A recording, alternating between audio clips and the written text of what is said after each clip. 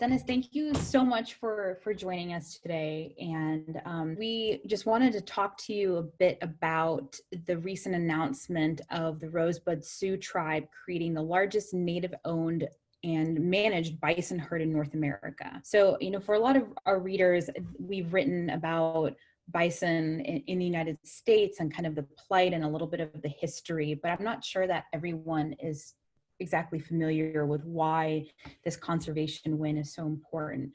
In the press release for this announcement, it was talked about as a homecoming for these bison herds. So can you explain a little bit about what that means and why it's a homecoming, and just really kind of the significance of why such a preserve is so important for the species?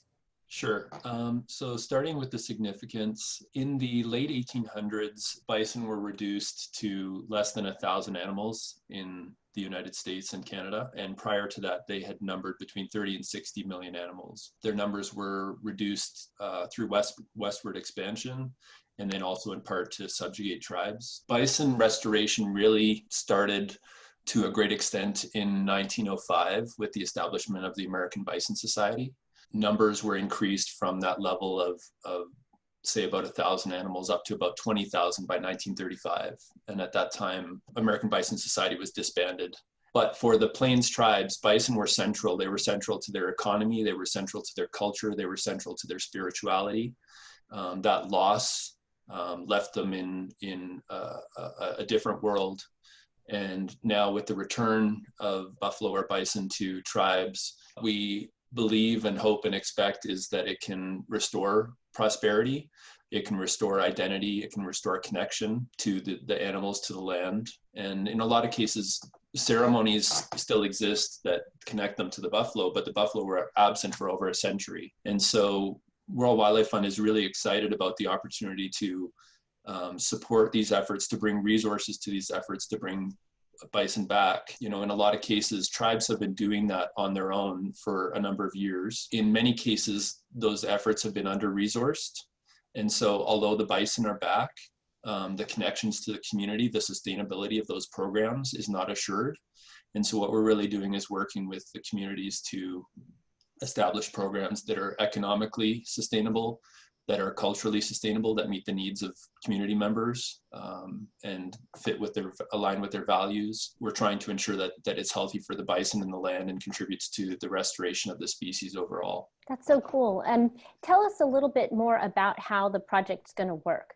Like, sure. Where will you be getting the bison, and how will you be ensuring their sustainability? World Wildlife Fund participates in a number of working groups related to bison, and I'm the vice chair of the IUCN Bison Specialist Group, the International Union for the Conservation of Nature. One thing to be aware of is that even though national parks have and the Department of Interior have done a wonderful job of restoring bison to park lands, to refuge lands, there aren't a lot of places where you can restore bison on a large scale in the United States. So Rosebud Economic Development Corporation, which is the economic arm of the Rosebud Sioux tribe, was really interested to secure a lease that was becoming available on the reservation. And we said, we think we can probably help find the resources to secure that lease. Basically, because World Wildlife Fund has been involved in the establishment of a variety of bison herds and partnerships to expand bison herds with tribes, we felt that we could bring some expertise to that and also bring some ability to secure resources. So, and it is something that we'll have to build up over the next 5 years. We are still raising funds, but ultimately I feel confident that we will be able to help Redco to establish this herd of 1,500 bison, and then from there they can run with it and do with it as they choose. I just have one more quick question.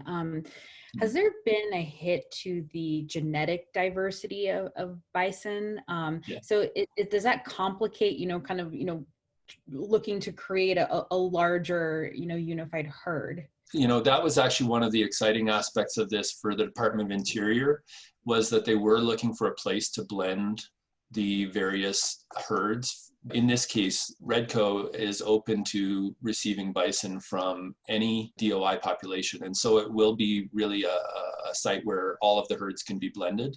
And so the expectation is that it will be a very healthy herd. Because populations have been relatively small, generally genetic diversity has suffered over time. The genetic health of the herds has suffered. And that's why we're seeing this effort to start moving animals amongst herds. And overall, World Wildlife Fund's goal is to establish 5 herds of at least 1,000 bison by 2025. And the reason for that is that the majority of herds, about 75% of the herds that are managed for conservation, number less than 400 animals. And that has been the case since the 1930s. And so by establishing more large herds, it ensures that the long-term genetic health of the species will be preserved. I have one more quick one too, which is, you've talked a lot, and it's clear, I think people who've studied history or just watched Westerns know how important the bison was to the Native Americans. But how about to Western Americans, to all Americans? Why do you think conserving these magnificent creatures matters? I mean, they're on the decal, the symbol of the Interior Department. So clearly they're integral to our history. Tell us a little bit about that. Sure. So in the past few years, I'm not sure whether you're aware, but bison were actually designated the national mammal of the United States. And that was a variety of interests that came together: tribes, NGOs, the bison production industry, everyone kind of united around that. And I really feel that it's important for all of us to get behind the restoration of bison. You know, a lot of people have the experience of seeing bison in a production setting.